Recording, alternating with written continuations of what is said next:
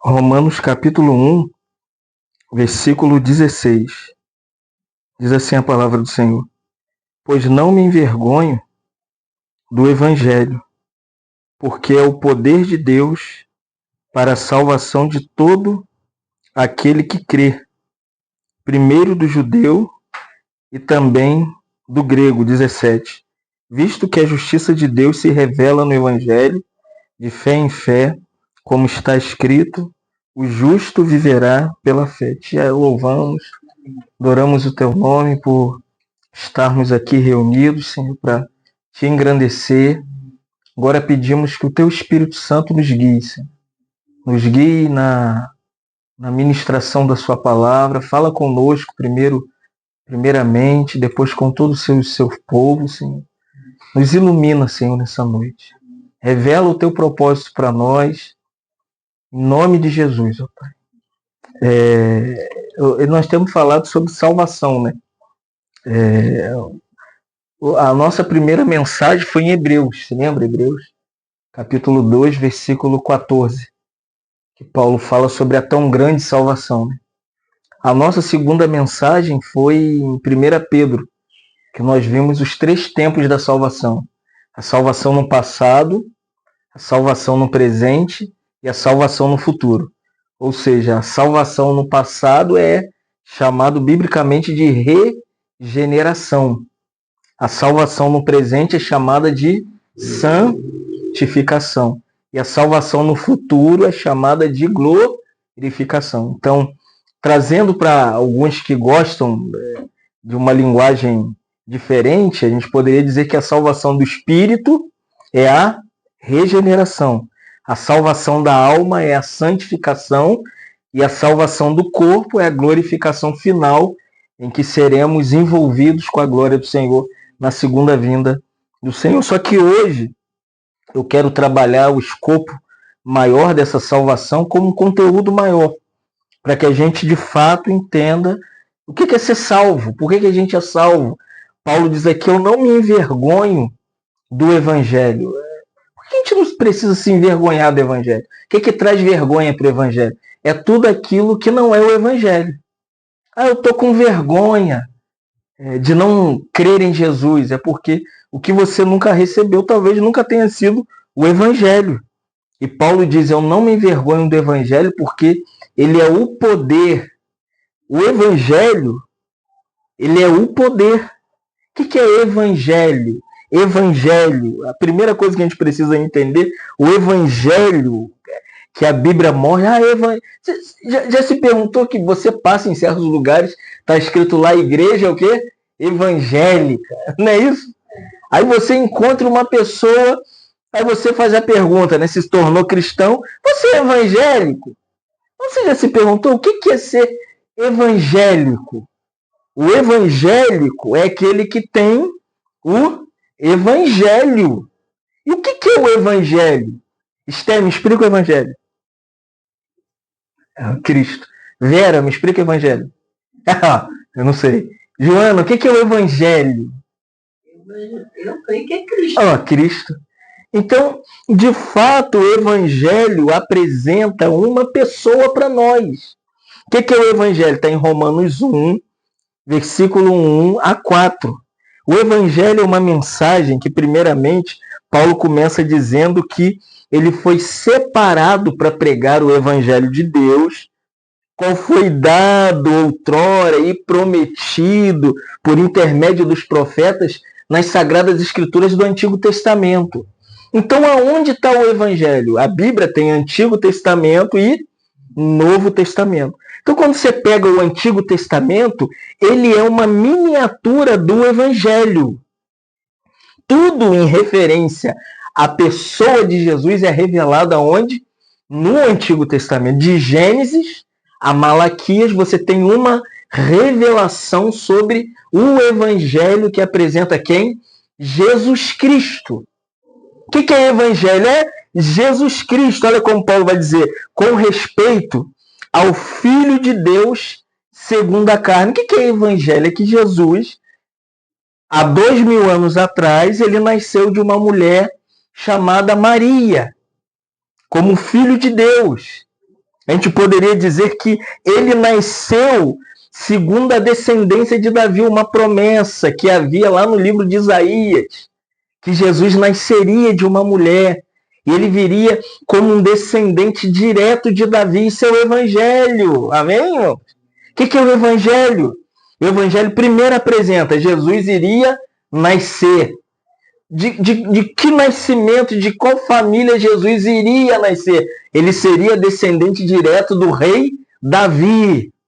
E terceiro, ele não só ele nasce e vem da descendência de Davi, ele também precisou viver na terra.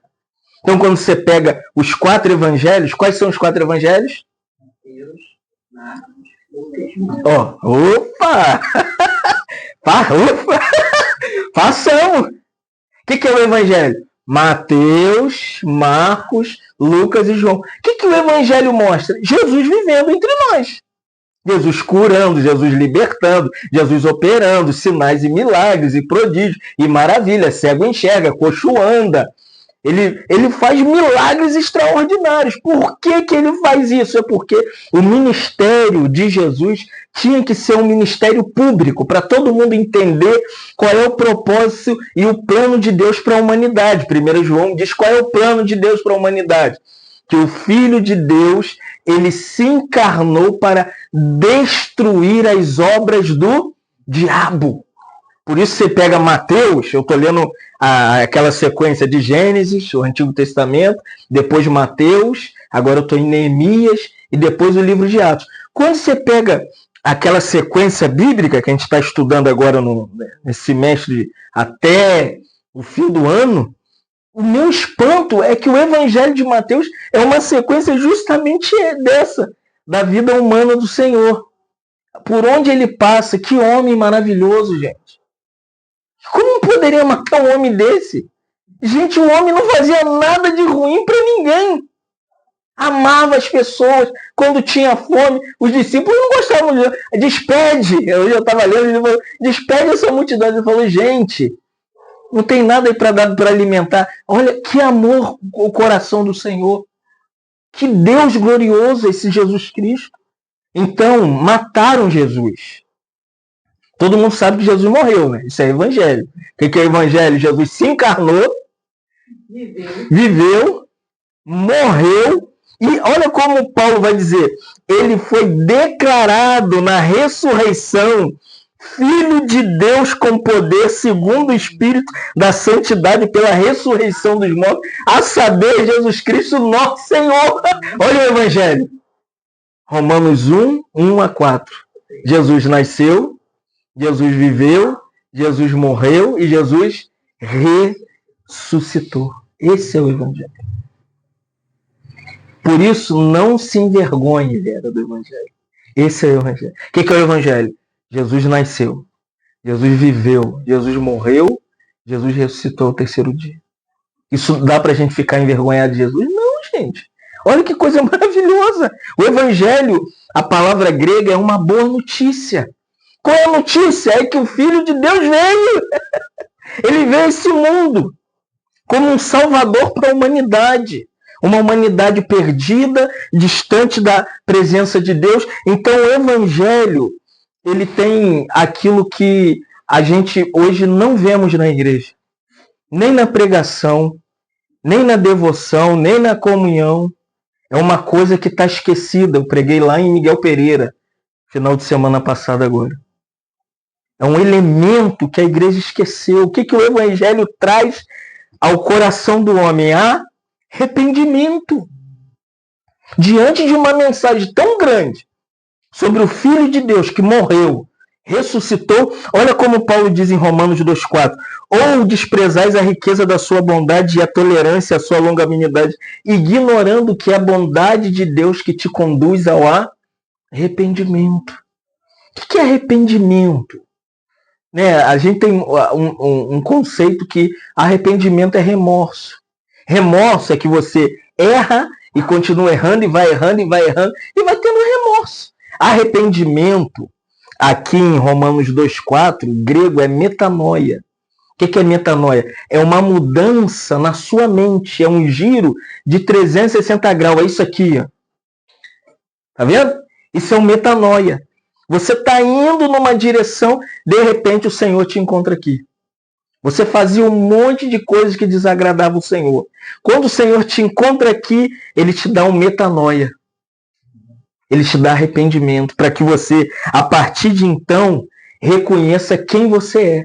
Para que eu preciso de arrependimento? Por que o Evangelho tem que ter o arrependimento para que eu seja salvo? Isso é salvação. Nós estamos falando há 3 semanas hoje de salvação. O que é arrependimento? É para que eu seja salvo de quê? Olha Romanos 3:23, Paulo diz assim, todos pecaram. É ser salvo de quê? Do pecado, da ira de Deus. Você não é simplesmente salvo de conflitos pessoais somente, de não ter a vida resolvida, de não ter um coração sossegado. Gente, a questão toda, porque eu recebo arrependimento de Deus no Evangelho, é porque toda a humanidade é pecadora. Qual é o problema da humanidade? Por que a humanidade não muda? Século após século, século após século, a humanidade é a mesma. Se você nascesse no século XVIII, XVII, XVI, a humanidade do século passado é a mesma. Só muda o século. O problema não é transformar o homem pelo social. Vamos dar comida para pobre. Vamos abrir centro de recuperação. Vamos abrir aqui um centro de terapia. Não, irmãos. O problema da Cracolândia é o quê? Pecado. O problema dos bares cheios de pessoas bebendo até cair é pecado.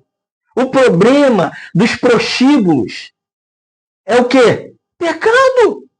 O problema da miséria social que nós temos em São Gonçalo, pessoas passando fome, é por quê? É o pecado. O pecado, ele destruiu a humanidade. Por isso, Romanos 4:3, você tem uma pessoa chamada Abraão. Quem já ouviu falar de Abraão? Muitos conhecem, né? Abraão é o pai da fé. Diante de uma vida dissoluta de pecado, Abraão estava em Gênesis 11, numa cidade chamada Ur dos Caldeus. Para você ter noção, a palavra Ur significa trevas, habitação de demônios. Abraão vivia num lugar trevoso. Qual é a diferença da sociedade atual? Trevas. Para todo lugar que você olha, há trevas. Treva na política, treva na religião, tem treva na educação, tem treva em todo lugar. Onde você olha tem uma escuridão ali, tem um ambiente oculto. Então, diante disso, Deus, ele chama pessoas. Eu falei em Miguel Pereira, se lembra? Deus chamou Adão. Depois que ele pecou, quem se voltou para Deus não foi Adão, foi Deus que foi ao encontro do homem. Adão, onde estás? A mesma coisa aconteceu com Abraão em Gênesis 12. Deus apareceu para Abraão e chamou Abraão. Abraão, sai da terra da sua parentela e vai para o lugar que te mostrarei. Farei de ti o quê? Uma grande nação. E o que diz Romanos 4:3, diz assim, porque diz a Escritura, quando Deus chamou Abraão, olha o que diz, Abraão creu em Deus e se tornou justificado. Amém? Se tornou justo. Debaixo de uma sociedade ímpia, cheio de demônios, cheio de trevas, Deus chamou Abraão. Quando Abraão é chamado, o que o Evangelho faz? Te justifica. Pega você, uma pecadora, debaixo da ira de Deus, indo para o inferno.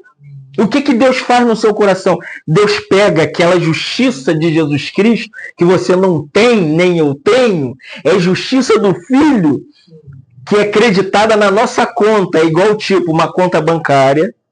Aí eu falo, olha irmãos, tem uma conta bancária aqui. Só que não tem nada nessa conta. Para que ter conta bancária se não tem um centavo na conta bancária? Então o que Deus fez? Deus creditou essa conta, começou a colocar valores a essa conta espiritualmente, através do seu filho. Então o cheque que eu tinha era um cheque sem fundo. Mas quando eu criei, me arrependendo, Deus me deu arrependimento, entendendo que eu sou pecador, que todos pecaram, Deus creditou a minha conta, o cheque da minha fé, a justiça de Jesus. Então, quando Deus olha para mim, Ele não me vê mais. Para Vera, Ele não vê Vera. Para Esther, Ele não vê Esther. Para ela, Ele não vê ela. Para todos os crentes da Joana, Ele não nos vê. Ele vê Jesus. Quem que Deus está buscando na terra? É Cristo. O que é cristão? Pequeno Cristo. Quer ver Romanos 5:1? Paulo diz assim: justificados mediante a fé, temos paz com Deus por intermédio de nosso Senhor e Salvador Jesus Cristo. Nós recebemos um cheque da fé. Deus creditou tudo nessa conta de Cristo. Sem merecimento. Não tem nada a ser pago. Está lá 1 trilhão de justiça para você. Mas eu sou pecador, você é mesmo pecador. É pecador mesmo. Ah, eu não tenho força. Vai no banco da fé e saca. Mete o cartão e vamos aposentar. Ele não fica feliz quando vai chegar na data? Né? A gente vê os idosos ficam aquela fila enorme. Todo mundo com o cartão na caixa. Ou um assalariado. Vai dando o dia, você vê o mercado, ó, enche. Aí o Lula ainda querendo taxar o Pix. Não, irmão, o Pix espiritual tem um valor eterno. Não tem como. Não tem como, então, fica claro pra gente que o Evangelho é uma boa notícia para te salvar. Esse é o Evangelho da salvação. Você não tem que fazer nada para ser salvo. Você tem que crer. Você tem que ter o cartão da fé e meter lá no banco espiritual e fazer os saques diários. Quanto você quiser, quanto você... Eu quero 1 trilhão de fé. Mete lá que sai. Eu quero 1 trilhão de esperança. Mete lá que sai. Por quê, irmãos? Nós somos um grupo que não só cremos em Jesus, entenda.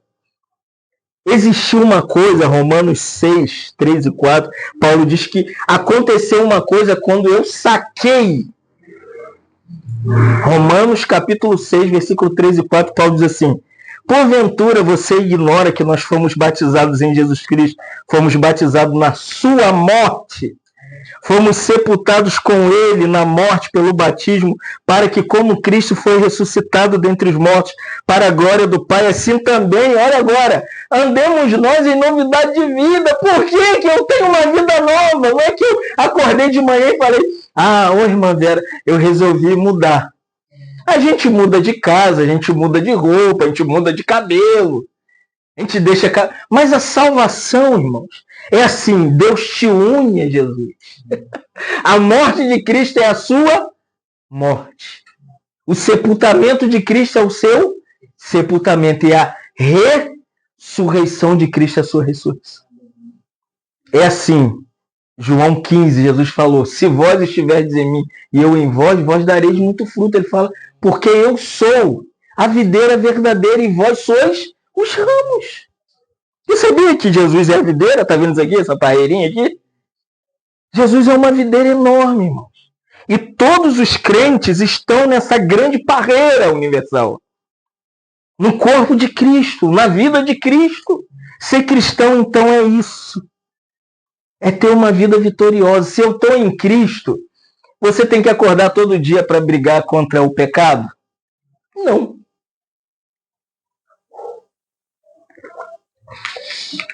O Michel todo dia tem que acordar de manhã e ficar declarando: será que eu sou filho da Joana? Sou filho da Joana? Não. Ele acorda com o quê? Qual a identidade dele? Qual é seu sobrenome? Barbosa. Falcão, o seu? Miranda. Miranda. Todos os filhos nascidos em casa têm seu nome. Por isso que A vida cristã é uma vida de vitória diária contra o pecado. Ah, mas eu não consigo vencer. É porque você não se vê nesse banco da fé, sacando com esse cartão espiritual, debitando todo dia, porque é seu. Você está em Cristo. Nessa videira, você é o quê? É o ramo da videira, gente. Tem como separar o fruto Não tem como, da parreira, não tem. É uma coisa só. Então, lutar contra pecado não é uma questão que a gente fica ali todo dia tentando vencer o pecado. Olha só, Romanos 7,18, Paulo diz assim, porque eu sei que em mim, isto é, na minha carne, não habita bem nenhum. Pois o querer o bem está em mim, mas eu não consigo fazer. E Paulo diz assim, já não sou eu, mas o pecado que habita em mim. Irmão, diante disso aqui, Paulo está mostrando que, embora ele seja vitorioso em Jesus, ele ainda é um pecador. Qual é o problema de ser um pecador salvo? A grande questão é que a maioria dos crentes ainda não conseguiram lidar com a questão do pecado. Entenda que você é um pecador que está debaixo de quê? Da graça de Deus. 2 Coríntios 12, gente, de novo eu vou falar. Toda a minha mensagem tem isso. Paulo se viu como um pecador, como ele se viu em Romanos 7. E ele viu aquele mensageiro de Satanás que o afligia de noite, batendo no seu rosto. E ele falou, Senhor, é duro viver com esse espinho na carne. Não tem espinho na nossa carne? Tem uns que tem um espinho há 30 anos, outros 40 anos. E eu vou mais longe. Tem gente que vai dormir no Senhor com esse espinho. Mas eu vou falar para você, Deus não quer tirar o espinho da sua carne. Deus quer falar o que falou para Paulo. A minha graça te basta, porque o meu poder... Se lembra de Romanos 1,16? O evangelho é o poder. Evangelho é poder, irmãos. Quando Deus fala em 2 Coríntios 12 para Paulo, o meu poder é o poder do evangelho. Se aperfeiçoou o quê? Na fraqueza, irmãos. Hoje os crentes têm medo de ser fraco. Hoje a igreja está cheia de pessoas achando que são fortes, que tem que fazer campanha, que tem que subir monte, que tem que fazer vigília, que tem que fazer jejum, que tem que fazer terapia, terapia de casal, terapia do amor, terapia de jovem. Não, irmão, você só precisa entender que como crente, depois de salvo, com tudo aquilo que Deus já te deu, agora Ele colocou dentro de você uma coisa chamada Espírito Santo de Deus. Quem te ajuda a vencer é o Espírito. Tá vendo, Vera? É Ele. Se você sai da frente e deixa o Espírito assumir o controle, você não vai precisar ficar lutando. O que tem de jovens, igual a Esther, lutando para vencer pecado, não está no gibi, gente. Porque esqueceram de Romanos 8, 14 e 16, quando Paulo diz assim, todos os que são guiados pelo Espírito de Deus são. É, filho! Tem como tirar Barbosa de você? Não tem. É filho, Barbosa não vem dela. Se for fazer uma árvore genealógica, isso está lá no passado. Muito antigo. Medeiro, né? Miranda. Isso está lá no passado, velhinha. Se for, eu fui fazer Falcão, sabe onde que deu? Lá no judaísmo. Eu fui ver minha árvore genealógica. Sabe quem eram os falcões? Eram judeus que na época do nazismo, fugindo da perseguição de Hitler, eles tinham que usar nomes de animais. Falcão, águia, tigre, cavalo. Todos os que têm esses sobrenomes são descendentes de judeus. Eu falei, meu Deus, um judeuzinho baixinho. Nossa, barrigudo. Sabe aquele judeuzão? Silvio Santos, Abravanel. O judeu é aquele homem grandão, rico. Mas hoje nós temos uma outra identidade. Que somos filhos de Deus porque somos guiados pelo Espírito. Como assim? Como que eu sei que você é filho de Deus? Olha o versículo 16 de Romanos 8. Paulo diz assim, o próprio Espírito dá testemunho com o nosso Espírito que nós somos o quê? Meio crente. Não, meio crente. Filho! Por que eu sei que a Esther é filha de Deus? Não é porque a Esther fica cantando hino lá em casa, não. Que a Joana fica falando, Senhor, não. Que a Vera, eu não sei onde Vera congrega, não é nada de igreja, não. Por que eu sei que nós somos filhos de Deus? Porque o nosso espírito tem uma coisa chamada testemunho. Às vezes você nem fala, já encontrou pessoa assim, você não fala nada, você não tá com a roupa de crente, o cabelo de crente, você não tá com a cara de crente, com a Bíblia de crente, você não tá nada. De repente você fala, você é cristão? Você não... Sou. Eu que amo assim, ó. A pessoa olha, foi até engraçado. Eu fui chamado para pregar num lugar. Eu não me visto de crente, não tenho cara de crente. Aí eu cheguei. Falei, irmão, tudo bom? Paz. Aí o irmão virou pra mim e falou assim, nós estamos esperando o Fábio Falcão. Eu falei, tá, sou eu. Aí, você. Não tem cara de crente, não tava com a Bíblia de crente, com a roupa de crente. Porque, irmão, Romanos 8,16, ser crente é espírito, testificar. É espírito com espírito que declara se somos ou não somos o quê? Filhos de Deus. Por isso que você não tem que... por isso que Paulo diz, a ninguém mais conheçais segundo a carne. Hoje o que tem de gente conhecendo as pessoas só pelo que ela veste. O tipo de cabelo. a igreja que ela reúne. Irmãos, você reúne aonde? Não, irmão. Nós somos conhecidos porque o seu espírito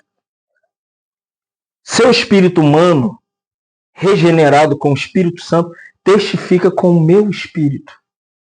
Aí você se identifica, então, a igreja guiada pelo Espírito Santo, ela não só tem um testemunho de que aquele grupo, em qualquer lugar onde congregue, é filho de Deus, mas também ela se submete à soberania de Deus. Ela entende que Deus é soberano quando o filho morre, quando você perde emprego, quando você não tem o que comer, quando você não tem o que beber, quando o governo quer destruir o Pix, que é a única coisa que tem hoje de alegria do pobre, que não é taxado, tudo é taxado, tem imposto para tudo, mas o pobrezinho lá com R$300 de Pix, que felicidade! Aí o Lula ladrão quer destruir o Pix. Não, irmãos. Nós também não estamos aqui porque o Pix não foi taxado. Nós estamos aqui porque nós nos submetemos à soberania de Deus, como Romanos 9,14, Paulo diz que soberanamente não depende de quem quer ou de quem corre. A nossa vida não depende do que a gente faz, do que a gente não faz. Depende sim de um Deus soberano que está sentado no trono, regendo os céus e a terra. Que não está na nossa mão. A direção da nossa casa, dos nossos filhos. Nós estamos enganados, irmãos. Se a gente segura as coisas... Elizabeth Elliot chega a dizer que é necessário que às vezes a gente tem que deixar ir. Deixar ir o filho que amamos. Deixar ir o bom emprego que amamos. Deixaria aquele sonho que nós temos. Só que o que a gente faz? A gente quer acumular tudo, a gente quer segurar tudo. Aí Paulo diz na parte B do versículo 14 de Romanos 9, mas é Deus que usa de misericórdia. Tudo é misericórdia. Seu filho está no Senhor ou não está? Está ali do seu lado, cuidando. Sempre vejo o filho da Vera, está ali. Ou o que o Senhor levou. O Senhor sabe o que ele faz, irmãos. O Senhor sabe. Ele usa até de misericórdia em situações que a gente não entende. O que é misericórdia? Misericórdia é aquilo que você não entende, mas Deus te dá sem você querer, sem você saber, sem você ver, sem você pensar. Então o que a gente precisa entender é que nós somos alvos da misericórdia do Senhor. Romanos 9 é esse assunto. Deus é misericordioso e salva quem Ele quer. Ali ele traça a salvação daqueles 2 gêmeos, né, Jacó e Esaú, diz que os gêmeos não eram nascidos, para que prevalecesse a eleição de Deus. Assim, Paulo dizendo, nesses dias, Deus ainda tem um remanescente. Mas a gente não sabe. Por isso que, tem que pregar o evangelho? Claro que tem. Você sabe quem Deus vai salvar. Você sabe? Alguém tem uma placa escrita eleito, predestinado, que vai morar no céu? Não, por isso depois de Romanos 9, você tem Romanos 10. O que Romanos 10, 14, 15 e 17 diz? Diz justamente esse assunto. Romanos 9, Deus faz como quer. Mas Romanos 10, Deus te convida, Vera. Deus te chama a anunciar o quê? A palavra dele. A pregar para as pessoas. Por isso que às vezes você entra no ônibus, quem está lá? Pregador. No trem, o que tinha? Pregador. Você chega na rua, o que tem? Pregador. Você chega na casa da Joana, é pregação. Você liga a televisão, a pregação não é muito boa, mas tem um pouquinho de pregação.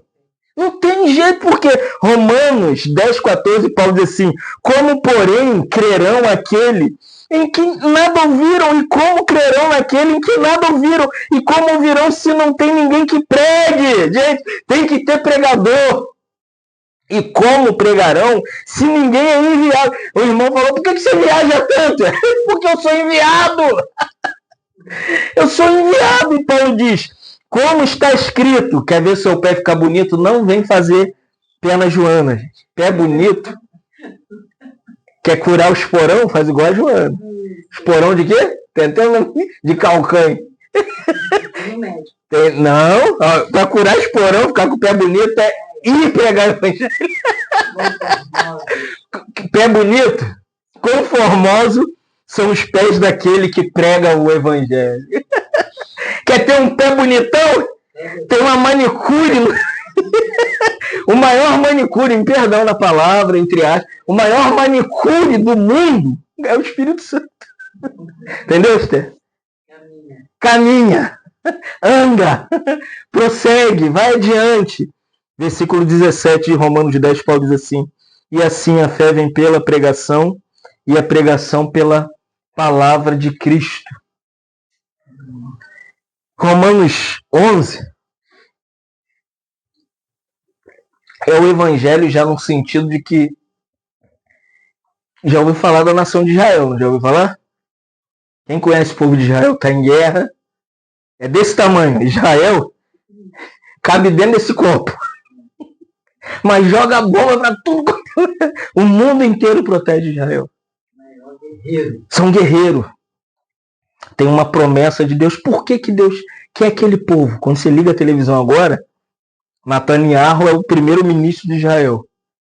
Ele tem o apoio dos Estados Unidos, ele tem o apoio das grandes potências mundiais. Por que Deus guarda Israel como nação? Olha Romanos capítulo 11, versículo 2. Isso aqui, meu coração, até orei isso aqui essa semana. Paulo diz assim: Deus não rejeitou o povo de Israel, a quem ele conheceu no passado. De antemão, eles foram conhecidos e chamados por Deus. Então existe, não dá para entrar aqui, é muito longo, existe um plano para a nação de Israel no futuro. Deus vai trazer essa nação, vai colocar eles no lugar deles, vai fazer com que essa nação escolhida por ele, seja usada por Deus para o quê? Para ensinar toda a terra a adorar a Deus. Você sabia disso? Que o povo escolhido por Deus para ensinar as nações a adorar a Deus agora, não se espante, não é a igreja. Você entendeu? É Israel. Por isso está lá. Guerra após guerra e guerra. Estou lendo Neemias. Pode chorar. O povo está edificando o muro, Sambalate, Tobias, Gesem vai lá e tenta se infiltrar no povo, destruir o povo, acabar com o povo, e o povo ora, e o povo levanta, e o povo cai. Gente, isso pega onde? Olha para esse Israel atual, tá lá, ó, desse tamanho.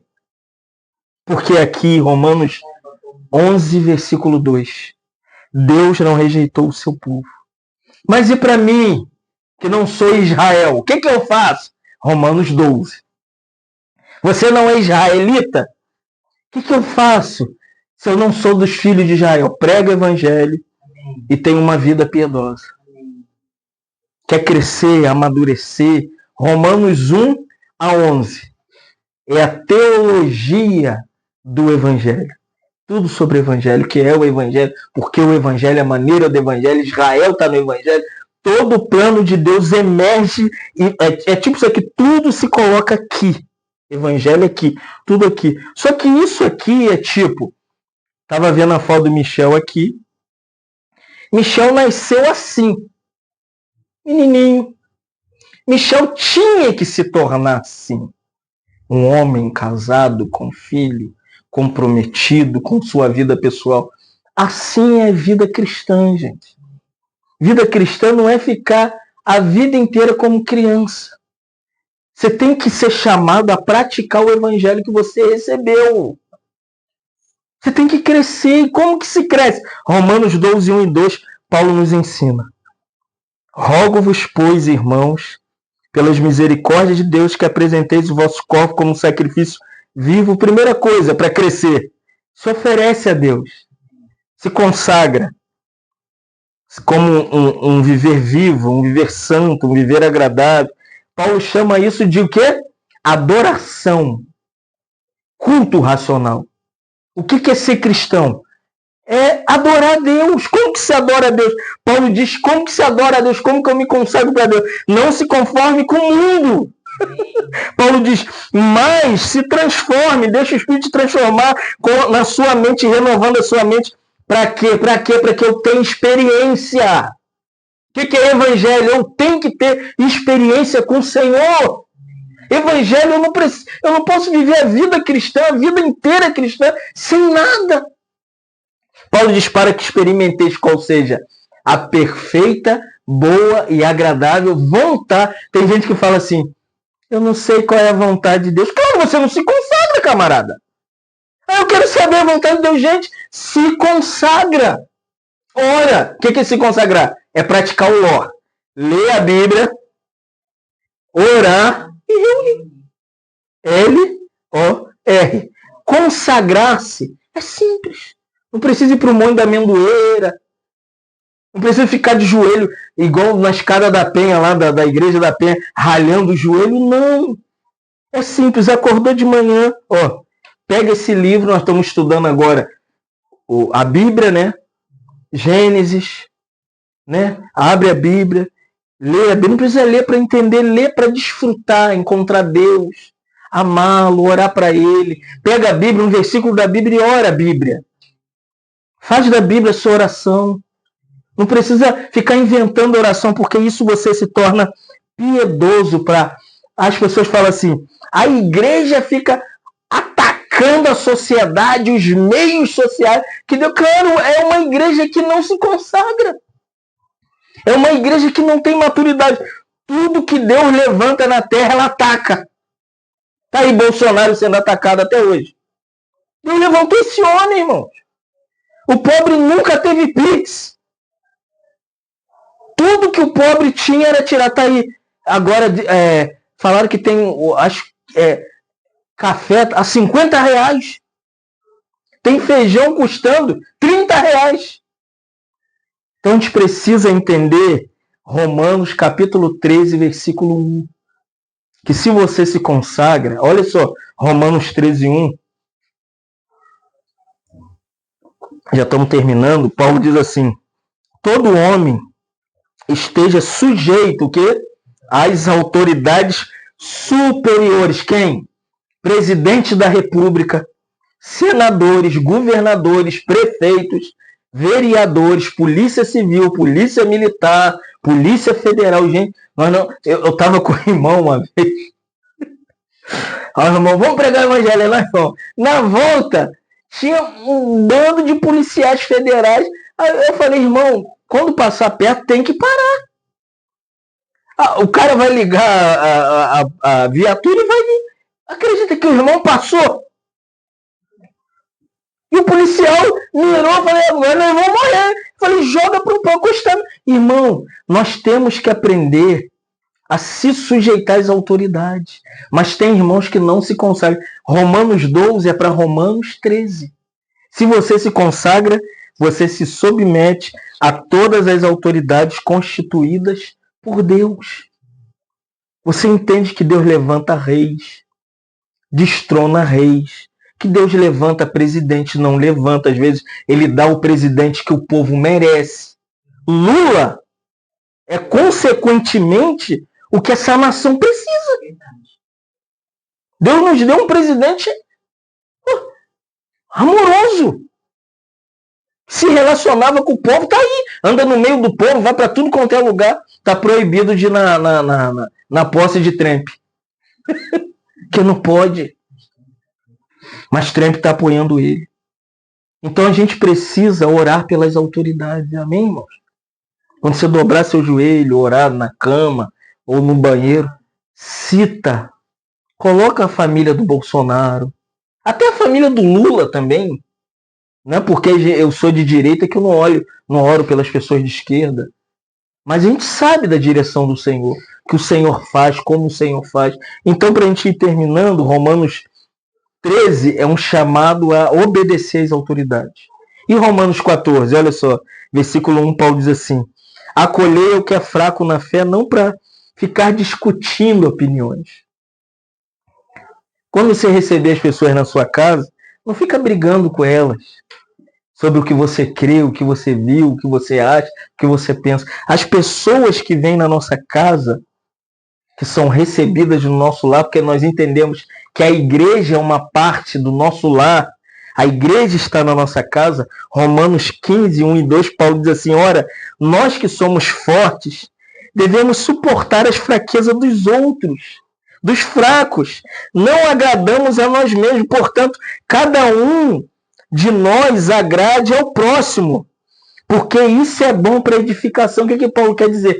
Quando a nossa casa, que é uma parte da igreja do Senhor, é aberta para as pessoas, o que a gente tem que fazer? Edificar as pessoas. É o versículo 2 de Romanos 15. Paulo diz: faz o que é bom para edificar as pessoas. Claro, a gente tem opinião. Tipo, eu tenho opiniões claras sobre salvação. Eu tenho opinião clara sobre o juízo final. Eu tenho opinião clara sobre o Espírito Santo. Eu tenho opinião clara, mas receber as pessoas, a gente às vezes tem que colocar nossas opiniões de lado, para que as pessoas se sintam acolhidas. Era isso que Jesus fazia. Ele recebia as pessoas, entendia que eles não estavam entendendo o que ele dizia, mas ele estava falando com os discípulos, o grupo interno. E os discípulos perguntavam: Senhor, por que o Senhor nos fala por parábola? Ele falou: porque a esse povo, essa multidão não é dada a conhecer, entendeu? Tem coisas, irmão, que você tem que guardar a sua opinião, porque tem pessoas que não é dada a conhecer, entendeu? Deus não quer que conheça, mas recebe, edifica. Olha como Paulo diz: o que é bom para a edificação. Ah, o que é edificar? Edificar é colocar uma pedrinha sobre a outra. Fala de edifício. Está vendo essa casa? Como que se edificou essa casa? Não chegou aqui, lançou, né, a coluna? Não. Primeiro, botou a coluna, né, botou as coisas adequadas e começou a edificar. Como que edificou? Tijolo sobre tijolo. Assim é a igreja. É um tijolinho sobre o outro. Vera sobre Fábio, Fábio sobre Vera, Esther sobre Joana, Joana sobre Mara, Mara sobre Paulo. Olha quantas pessoas nesse edifício, nessa edificação. Tijolinho. O grande problema é que às vezes o tijolo tem as suas arestas. Já viu na edificação? Não vê que o pedreiro tá lá com a colher, daqui a pouco você vê o pé. Pá! O tijolo tá lá e pá! Daquela quebrada, porque ele tem as suas arestas. Então nós temos a nossa aresta. De vez em quando, nós até vimos isso no final de semana, né? Nós temos as nossas arestas. Eu tô num grupo agora que tá pegando fogo. É quebração de tijolo. Mas é isso. Por quê? Porque eu entendo, vamos terminar. Quiser, abre aí Romanos 16. Lemos o livro de Romanos todo. Isso é o evangelho da salvação. Aonde o evangelho vai terminar? A pergunta: para onde que o evangelho vai? Qual é o caminho que o evangelho vai levar a gente? Não, mais que isso. A salvação, à luz de Atos 16:31, Paulo diz que o carcereiro creu e foi salvo ele e a sua casa. O evangelho da salvação é para a sua casa. Crê no Senhor e será salvo tu e a tua casa. Quer ver? Isso tudo que eu estou falando de Romanos 1 a Romanos 15 vai terminar nas casas. Famílias. Mãe, pai, filhos, neto, bisneto, tataraneto. Olha só, versículo 5.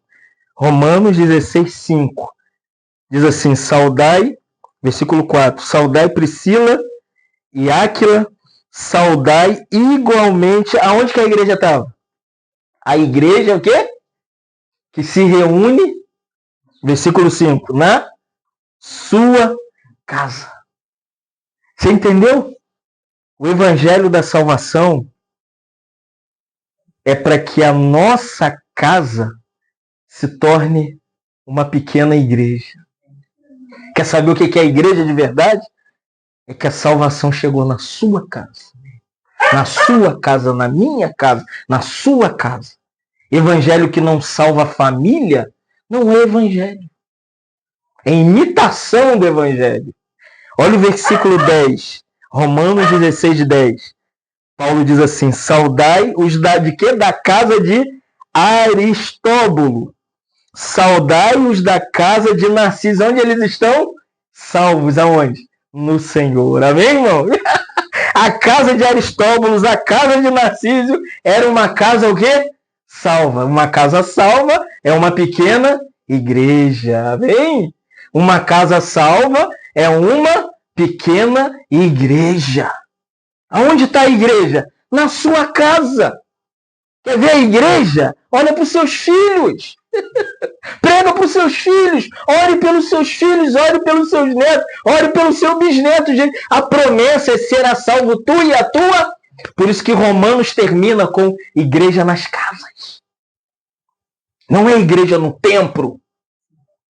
Não tinha templo. Até o 3º século da história da igreja. A igreja no 1º século reunia na casa de Priscila e Áquila, na casa de Aristóbulo, na casa de Narciso, versículo 11. Saudai a Zincrito, Fregonte, nomes estranhos, né? Hermes, Pátobras. Olha só que lindo. Hermes e os irmãos, aonde? Aonde a igreja estava? Na casa deles, que se reúnem com eles. Aonde estava a igreja? Na casa de Ariscrito, de Fregonte, de Hermes, de Pérgamo, irmão. Igreja é igreja no lar. Amém? Nós esquecemos que primeiro a igreja começa na minha casa. Para que depois as outras casas se tornem outras igrejas. Olha aqui, esse é o final do evangelho, da carta aos Romanos. Paulo não está preocupado com a estrutura da igreja. Ele está preocupado com os lares salvos, que são a igreja. Atos 16, 31. Crê no Senhor e será salvo tu e a tua casa. 14, 15. Para terminar. Saudai, Filólogo. Tinha uma irmã. Júlia, Nereu. Mais uma irmã. E sua irmã, Olimpas. E todos o quê? Santos que se reúnem aonde? Na casa dele. Isso é lindo, irmão. Que o evangelho da salvação, de tudo que eu falei, vai terminar com famílias. Cada família uma igreja. Cada lar salva a igreja, irmão. Vamos em 2025 fazer da nossa casa uma pequena igreja. Os nossos filhos não precisem ir a templos feitos por mãos humanas. Que a gente faça da nossa casa um lar para acolher a nossa família, os nossos filhos, os nossos netos. Por isso que eu tenho batido firmemente que igreja é igreja em casa. Igreja está na casa da Joana, na casa de Fábio, na casa da Vera e na casa da Tânia e na casa de fulano e de cicrano. Está aqui, Romanos capítulo 16. Termina com igreja nos lares. O evangelho é para os lares, para as famílias. Evangelho da salvação. Aí as pessoas ficam falando, meu filho não é salvo, não. Como você vive no templo? Não se preocupa com seus filhos, não ora para os seus filhos, não cuida dos seus filhos. O templo é a sua casa. O seu lar é o templo. Amém, irmãos? Não estou desconsiderando igrejas locais, locais de reunião, não estou indo contra isso. Mas eu entendo que igreja, primeiro, é na minha casa. E hoje a gente espera que os pastores, entre aspas, é que tem que cuidar da minha família. Quem tem que cuidar da minha família sou eu. Eu que tenho que ler a Bíblia com a Esther. Ensinar o caminho do Senhor para Esther. Quando o provérbio diz, ensina a criança no caminho em que deve andar para que quando ele crescer, não se desvia dele. O que é isso? Isso é para os judeus que viviam em casas. Cada casa de judeu era um lugar de encontro, de ler a Torá, de conhecer a palavra. E hoje mudamos. Então, 2025, pratique o Evangelho à luz de Romanos 16. Leia todo o capítulo, depois você vai ficar chocado. São pelo menos, um resumo para vocês, são pelo menos 25 lares. Entendeu? Não era uma igreja tão grande, mas eram lares cheios de cristãos. Te louvamos nessa noite. Agradecidos a Ti, porque o Evangelho é todo suficiente. Tudo que ouvimos aqui, vemos a grandeza do Evangelho. Mas se o Evangelho não me leva a consagrar-se, a respeitar as autoridades, a acolher aqueles que pensam diferente de nós, não é o Evangelho da salvação. Ou melhor dizendo, talvez nunca fomos salvos de verdade. Mas nessa noite, salva o nosso coração, salva a nossa vida, transforma o nosso caráter. Ou como Romanos 16 nos mostra, que cada família era uma pequena igreja, Senhor. Como nós esquecemos das nossas casas, nossos filhos, nossos parentes, nossos amigos, nossos vizinhos. Ó Deus, não queremos esquecer da igreja nos lares. Queremos em 2025 praticar Romanos 16. Como Josué 24, Josué falou, eu e a minha casa serviremos ao Senhor. Queremos nesse ano, Senhor, servir ao Senhor com os nossos filhos, com os nossos amigos, com os nossos netos, com bisnetos, com parentes próximos. Senhor, porque a nossa casa é a sua igreja. Que essa mensagem alcance corações, que transformem seus lares em igreja, em casas do Senhor, em lugares onde o Senhor habita, faz morada. Deus restaura a igreja nas casas. Levanta um movimento de igrejas nos lares, sem soberba, sem orgulho, mas de crentes quebrantados que conheceram o Evangelho e trouxeram todo o Evangelho para a salvação da sua família. A soberba hoje é porque os cristãos que reúnem não conhecem o Evangelho. Acham que é só reunir na casa. Não é, Senhor. Precisamos conhecer a salvação do Senhor, que pode transformar os nossos filhos, nossos parentes, nossos netos, nossos amigos. Ó Deus, renova a igreja nessa cidade. E nas cidades que temos ido, faz isso em Maricá, que cada casa haja lares cheios de crentes, famílias se amando, se querendo, servindo um ao outro, Senhor. Nos livra, Senhor, de todo sofisma, de todo orgulho, de toda altivez. Nós queremos orar, Senhor, pela família da Vera, que a sua casa seja uma pequena igreja, que seus filhos vejam Cristo na Vera, e o Cristo nela atinja o coração deles, e eles sejam feitos também igreja em Ti, Senhor. Unidos a Ti, salvos para Ti, Senhor. Salva os filhos da Vera nessa noite. Salva a casa da Vera, Senhor. Salva a minha casa. Salva a casa da Joana. Salva a casa da Esther. Salva o nosso lar nessa noite, Senhor. De tantos irmãos que temos visitado. Ó Deus, restaura a igreja nos lares. Em nome de Jesus. Amém.